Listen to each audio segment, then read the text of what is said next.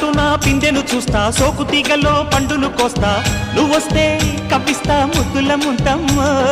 ఉక్కపోతకి ఊపిరి పోస్తా, పక్క మేకకు పంట కట్టిస్తా, ముద్దిస్తే బుక్కిస్తా మధ్యల మోతయ్యో.